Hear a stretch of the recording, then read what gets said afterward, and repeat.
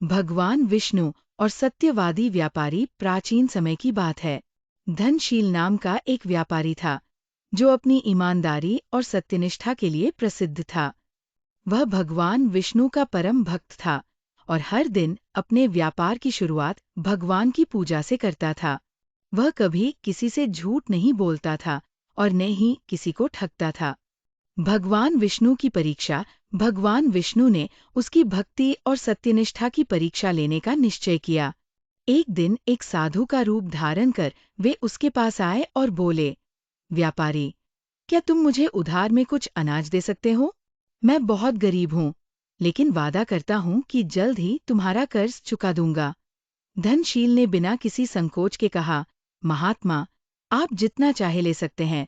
मुझे किसी वापसी की आवश्यकता नहीं है, क्योंकि भगवान विष्णु ही मेरे सबसे बड़े सहायक हैं।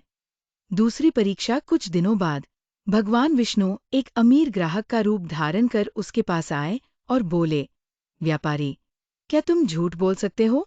यदि तुम मेरे कहे अनुसार झूठ बोलोगे तो मैं तुम्हें सोने से भर दूंगा। धनशील मुस्कुराया और बोला, प्रभु, सोना तो नष्ट हो सकता है, लेकिन सत्य हमेशा रहता है। मैं अपने भगवान विष्णु की भक्ति के बदले झूठ कभी नहीं बोलूंगा।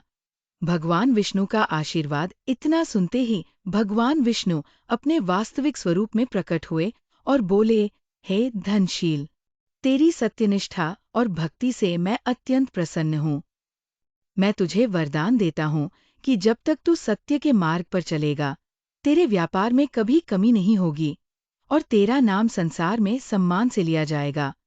धनशील की दुकान पर ग्राहकों की भीड़ लगने लगी और वह और अधिक समृद्ध होता चला गया, लेकिन उसने कभी अहंकार नहीं किया और सदैव भगवान विष्णु की भक्ति में लीन रहा।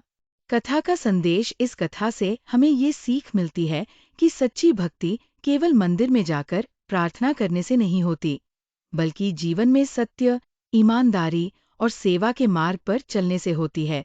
जो व्यक्ति सत्यनिष्ठा को अपनाता है, भगवान उसकी सदैव रक्षा करते हैं।